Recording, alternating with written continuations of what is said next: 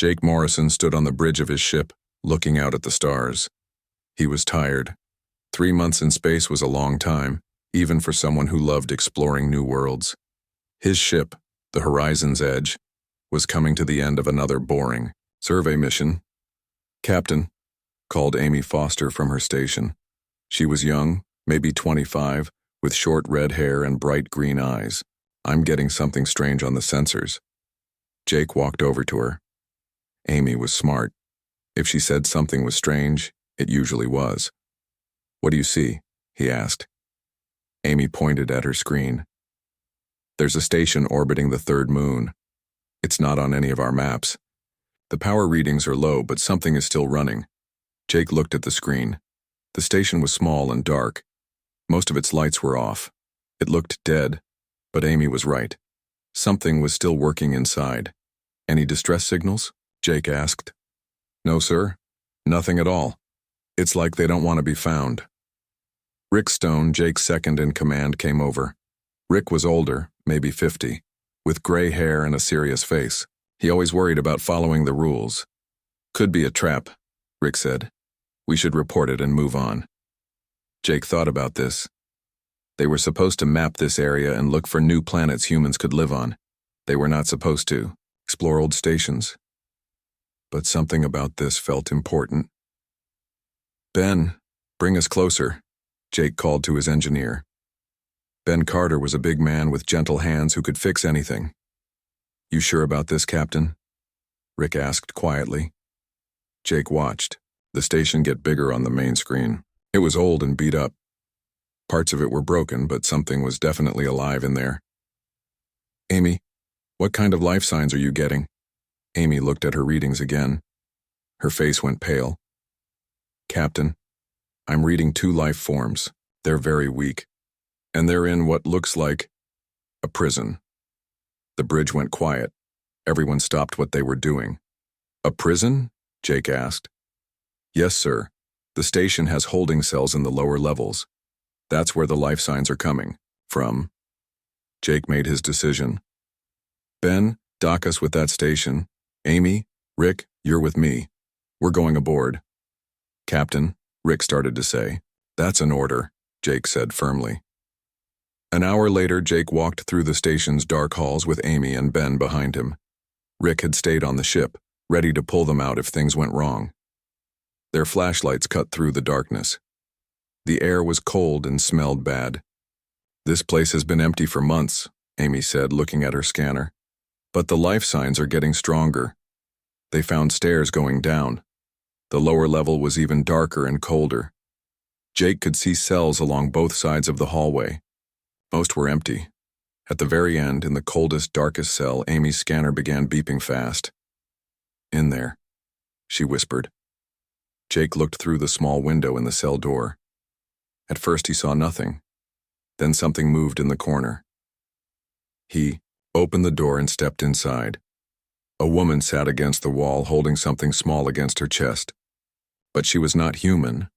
Her skin was pale blue with glowing marks that were very dim.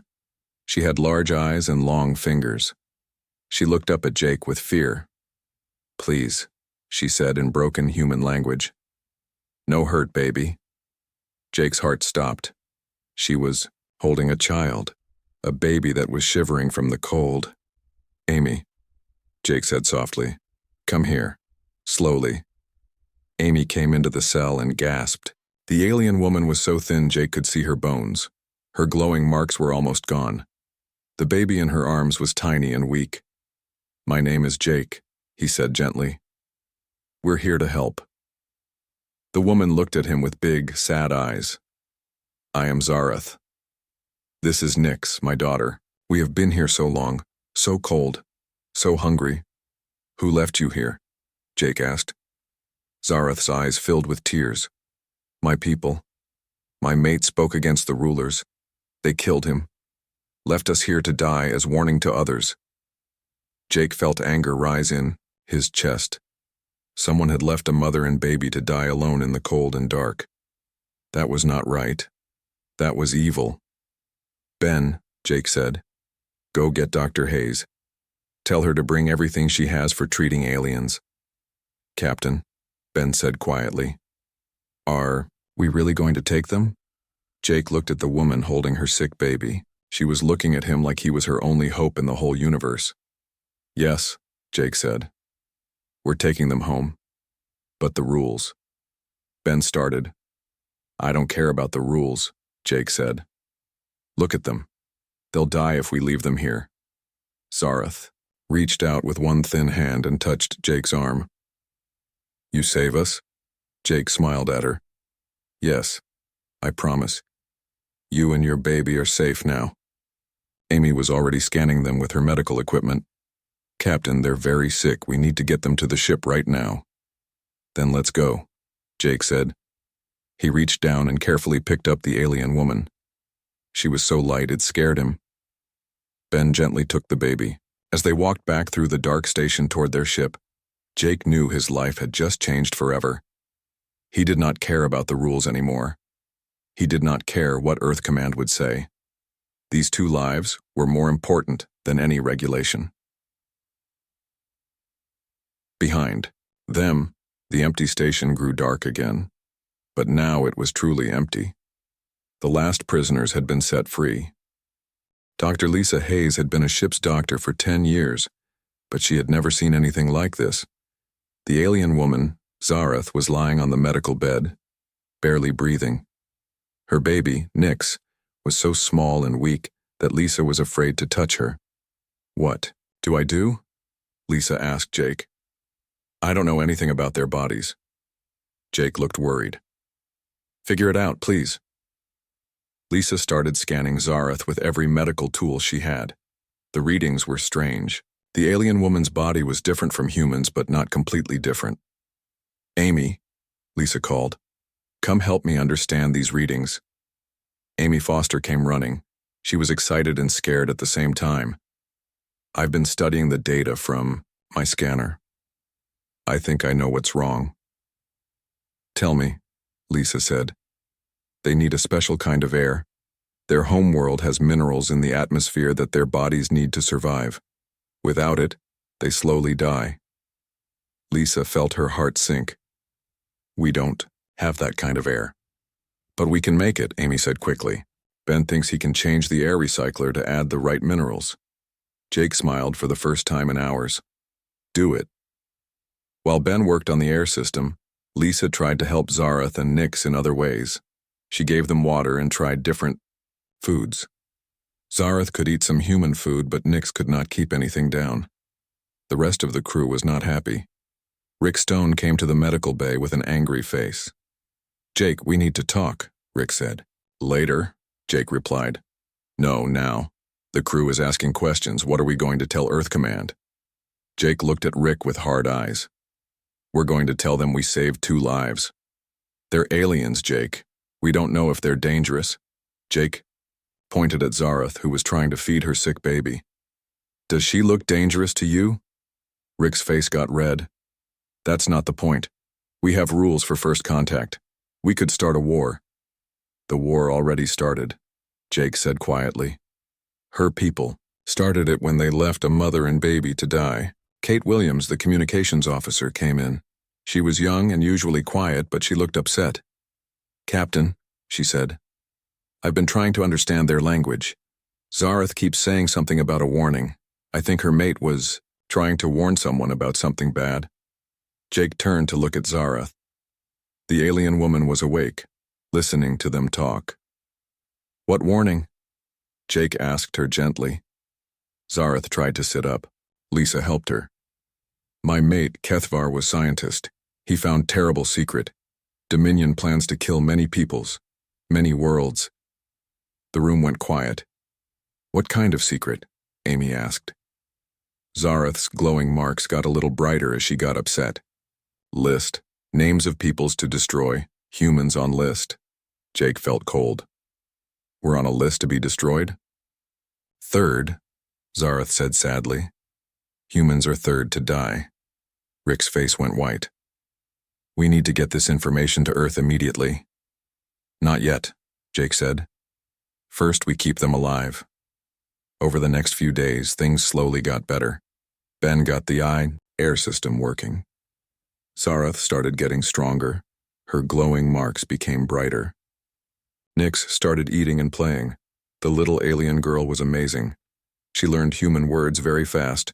She would point at things and Amy would tell her the English name. Within a week, Nyx knew dozens of words. Water, Nyx would say, pointing at her cup. Very good, Amy would reply, smiling. Even the crew members who were angry about bringing the aliens aboard started to like Nyx. She was curious about everything. She would follow Ben around the engine room watching him work. Ben, who never liked children, found himself teaching her about the ship. This makes the ship move, Ben explained, pointing at the engine. Nyx's big eyes got wider. Fast? Very fast, Ben said, smiling despite himself. Zareth was getting better too. She could walk around the ship now. She was always polite and grateful. She helped Lisa in the medical bay and tried to be useful. Thank you, she would say to everyone, over and over. Thank you for saving us. Jake found himself talking to Zareth often. She told him about her life before. She had been a teacher. Her mate had been a scientist who worked for the government. They had been happy. Kethvar was good man, she said sadly. He could not stay quiet when he learned about the killing plan. He had to warn the other peoples. What happened to him? Jake asked. Tears ran down Zareth's face. They said he was traitor. They killed him in front of many people. Then they took Nyx and me to that place to die slowly, to show others what happens when you speak against Dominion. Jake felt angry again. Your own people did this? Not all my people. Just the rulers. The Dominion. They think other peoples are not worthy to live. Only Kethlani should fill the galaxy. Jake understood now. It was not just about saving 2 refugees. This was about stopping a genocide. We have to warn Earth, he told Rick later. I agree, Rick said. But bringing them to Earth might make us a target. We're already a target, Jake replied. At least now we know it. That night, Jake sat in his quarters thinking. Through his window, he could see stars. Somewhere out there, an alien empire was planning to destroy his people. But here on his ship, an alien mother was reading bedtime stories to her child in a language that was half alien, half human. Nyx had started calling him Uncle Jake. It made him smile every time. Amy came to his door. Captain, you should see this. Jake followed Amy to the common room. Zareth was there with several crew members. She was showing them pictures on a small device, pictures of her homeworld. Beautiful, Lisa said, looking at images of blue crystal cities. Yes, Zareth said, but now only for Dominion. Others must leave or die. Jake watched his crew listening to Zareth's stories.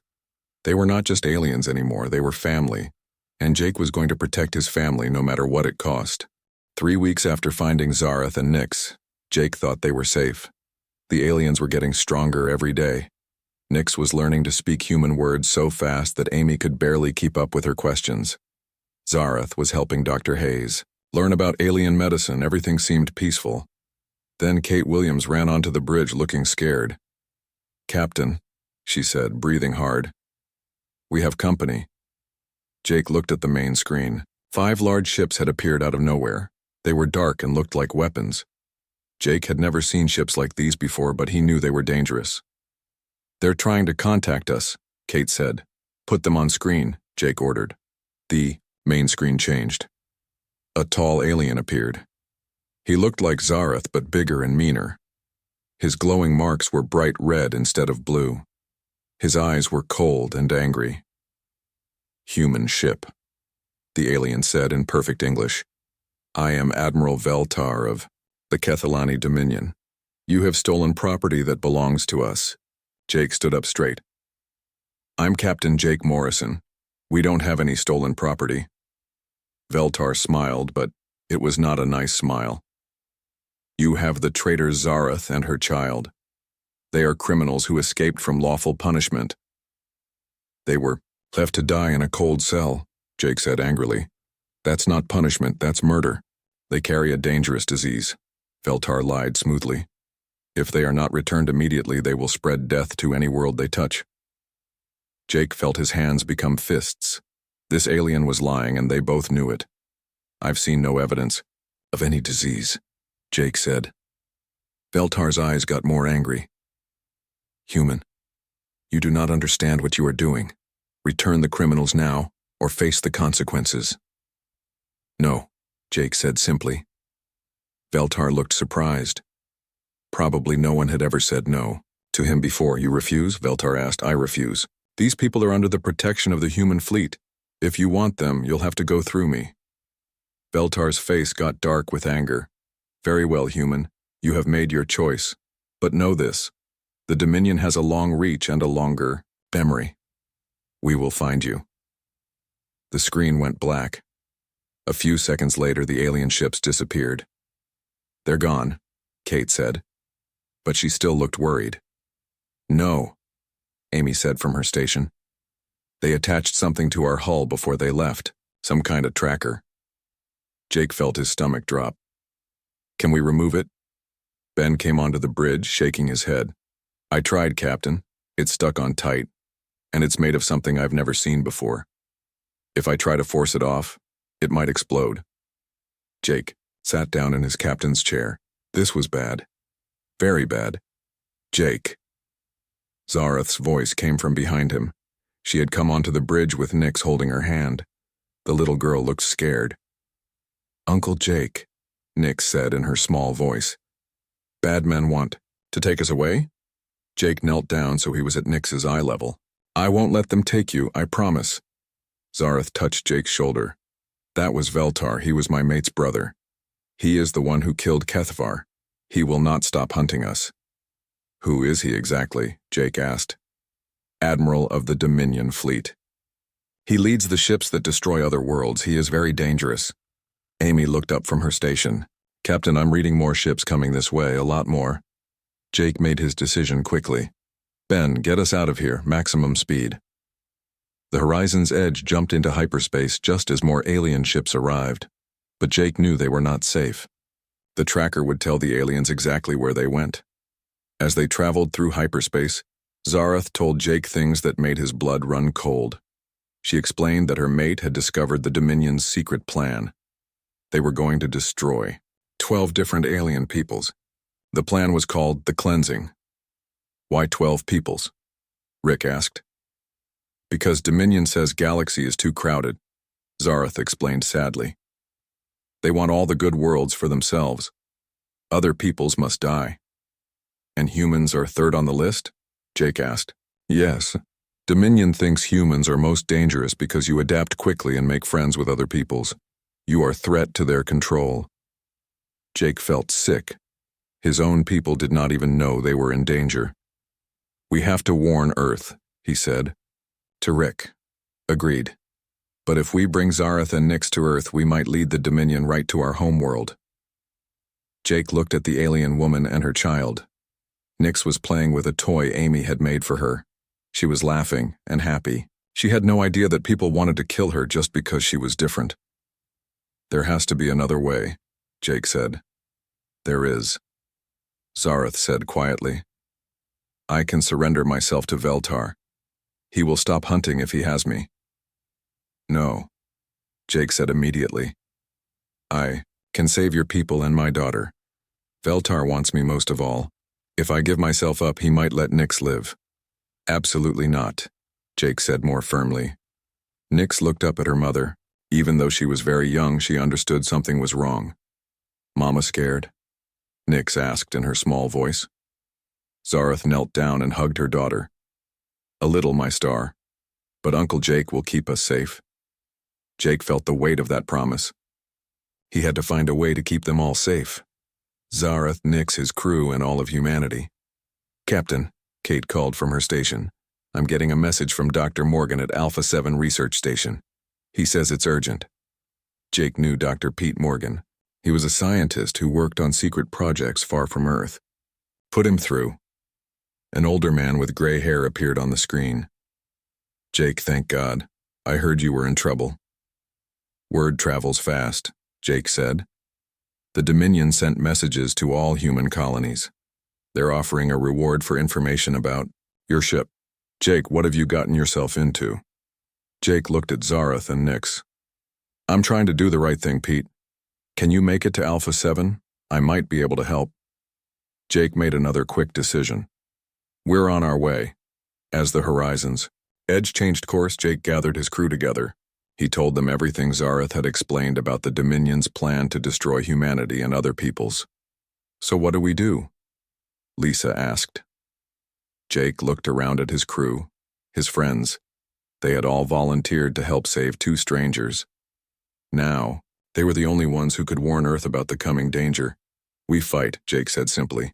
We find a way to protect Zareth and Nyx, warn our people, and stop this genocide. Against an entire alien empire? Ben asked. Jake smiled grimly. Why not? We're humans. We do impossible things all the time. Nyx, who had been listening quietly, tugged on Jake's shirt. Uncle Jake, she said in her sweet voice. We family now? Jake picked up the little alien girl and hugged her tight. Yes, Nyx, we're family now, and families protect each other. Outside the ship, stars rushed past as they flew toward an uncertain future. But inside the ship, a human captain held an alien child and promised to keep her safe, no matter what it cost. Dr. Pete Morgan's research station looked small and lonely, floating in empty space. Alpha 7 was far from any planet or trade route. It was the perfect place to hide, which was exactly why Pete had built it there. Jake brought the Horizon's Edge close to the station and docked carefully. Pete was waiting for them with a serious look on his face. Jake, Pete said, shaking his hand. You've really done it this time. How bad is it? Jake asked. Pete led them through the station's narrow halls. The Dominion has put a huge reward on your heads. They're calling Zareth and Nyx carriers of a deadly plague. Half the galaxy believes them. Zareth, who was walking behind them with Nyx in her arms, looked sad. They always lie about us. It makes killing easier when people think we are dangerous. Pete stopped walking and looked at the alien woman and child. My God, they're just refugees. A mother and her baby, Jake said. That's all they ever were. Pete's laboratory was filled with strange machines and computers. He started scanning Zareth and Nyx immediately. No diseases, Pete said after an hour of tests. They're perfectly healthy. Actually, they're healthier than most humans I've seen. Can you prove that to others? Jake asked. Pete shook his head. It wouldn't matter. The Dominion has too much power. People are too scared to argue with them. Amy, who had been quiet, suddenly spoke up. Dr. Morgan, what's that machine in the corner? Pete looked where she was pointing. That's experimental cloaking technology. It can hide small objects from most scanners. Jake felt hope for the first time in days. Could it hide people? Maybe, but not for long, and not if they're moving around. What about cryosleep? Lisa suggested. If they were in cryopods, they wouldn't be moving. Pete thought about this. It might work. I could hide the pods in the station's lower levels. But Jake, if I do this, you can't stay. The Dominion will search every inch of this place eventually. Jake felt his heart sink. Leave Zareth and Nyx? After everything they had been through? No, he said immediately. I'm not abandoning them. Zareth put her hand on Jake's arm. Maybe it is best way. It's not, Jake said firmly. Uncle Jake, Nyx said in her small voice. She had been playing with Amy's scanner, but now she was looking at him with her big eyes. We understand. You have to save your people. Jake knelt down to look at the little girl. Sometimes she seemed much older than her years. I promised to keep you safe, Jake told her. You did keep us safe, Nyx said simply. You saved us from the cold place. Now you have to save everyone else. Jake felt tears in his eyes. This little alien child was braver than most adults he knew. But Rick Stone had a different idea. What if we fake our deaths? All three of us, Jake, Zareth, and Nyx? Pete looked interested. How? We set up an explosion on the ship, Rick explained. Make it look like the reactor overloaded. Jake and the aliens die in the explosion, but really they're hidden in cryosleep. And the information about the Dominion's plans? Lisa asked. We transmit it to Earth before the explosion, Kate suggested. Make it look like Jake's final message. Pete was getting excited. It could work. I have enough cryopods and cloaking equipment. But Jake, you'd have to stay asleep for years, until humanity is strong enough to protect you. Jake looked at his crew. These people had become his family over the years. Amy with her bright curiosity, Rick with his steady loyalty, Ben with his gentle strength, Lisa with her caring heart, Kate with her quiet wisdom. You'd have to go back to Earth without me, Jake said. We'd wait for you, Amy said immediately. For as long as it takes, Ben agreed. Jake felt overwhelmed by their loyalty. But there was another problem. The tracker on our ship, he said. Veltar will follow it right here. Let him come, Pete said grimly. I'll give him a good show. They spent the next day preparing. Pete worked on the cryopods while Ben rigged the ship's reactor to explode safely. Lisa prepared medical supplies for the long sleep. Amy recorded all of Zareth's information about the Dominion's plans. Kate practiced the fake distress call she would send to Earth. Reactor overload imminent. Captain Morrison and the alien refugees are trapped in the engine section.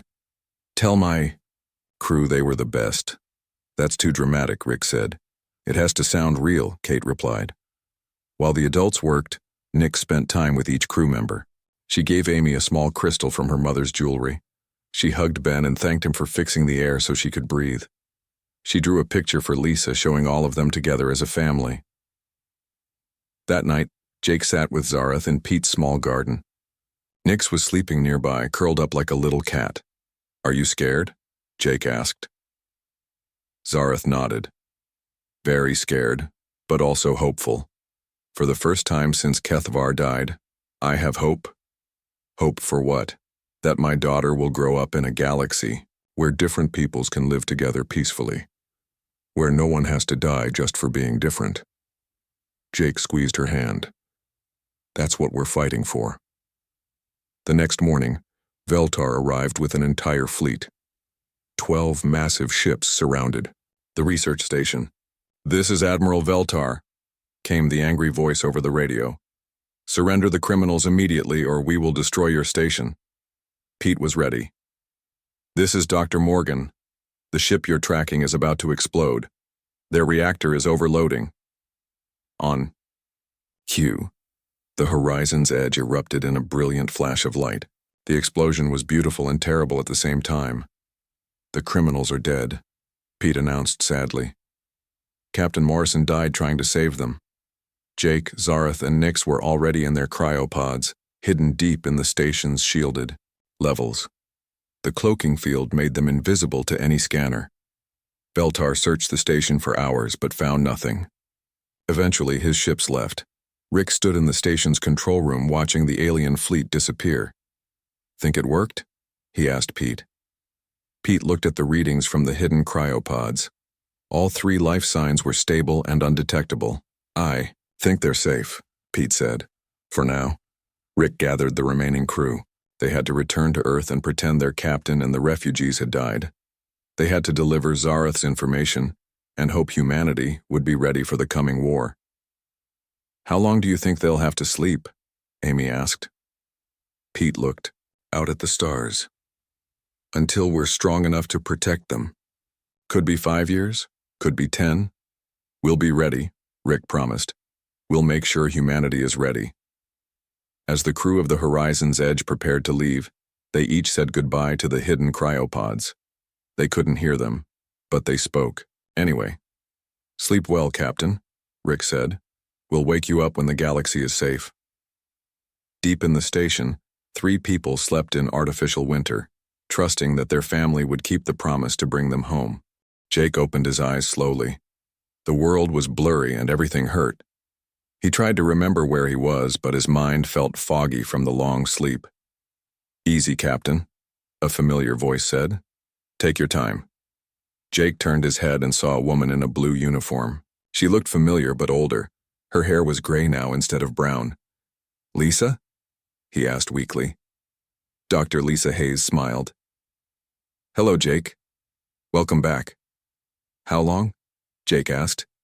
5 years, Lisa said. A lot has changed. Jake sat up slowly. His body felt weak, but his mind was getting clearer. Zarath? Nyx? They're fine, still sleeping, but we'll wake them soon. I wanted to talk to you first. Lisa helped Jake out of the cryopod. The room looked the same, but everything else felt different. What happened while I was asleep? Jake asked. Lisa's smile got bigger. We won, Jake. Humanity survived. More than that, we've grown stronger than anyone imagined. She led Jake to a window. Outside, instead of empty space, he saw dozens of ships. But they weren't all human ships. Some were strange shapes and colors he had never seen before. The Human Confederation, Lisa explained. 12 different alien species working together. All because of the information Zarath gave us. Jake felt amazed. 12 species? The same 12 the Dominion planned to destroy. But we warned them first. Instead of fighting each other, we all joined together to fight the Dominion. Lisa showed Jake pictures on a computer. There were aliens of all kinds, some that looked like giant bugs, others like living rocks, some that glowed like Zarath, but in different colors. Amy leads our science division now, Lisa continued. She's learned to speak 17 alien languages. Rick commands a battle fleet of mixed species. Kate runs the diplomatic service. And Ben? Jake asked. Admiral Ben Carter. He designed the new ship engines that are faster than anything the Dominion has. Jake felt proud of his crew. They had kept their promise to make humanity stronger. What about the Dominion? Jake asked. Lisa's face got serious. They're still out there, and they know you're not really dead. Veltar has been searching for you for 5 years. He's coming here with the biggest fleet he's ever assembled. Jake felt worried. When? Soon. That's why we're waking you up. We need you and Zarath for the final battle. Lisa took Jake to another room where Zarath and Nyx were waking up. Zarath looked the same, but Nyx had grown. She was bigger now, maybe the size of a human 10-year-old. Uncle Jake, Nyx said happily, running to hug him. Jake hugged her tight. Hello, little star. You've gotten so big, Zarath smiled at him. Thank you for keeping your promise. Thank you for trusting me, Jake replied. Over the next few hours, they learned about all the changes. The galaxy was completely different now. The species that had once feared each other were now friends and allies, but the peace was about to be tested.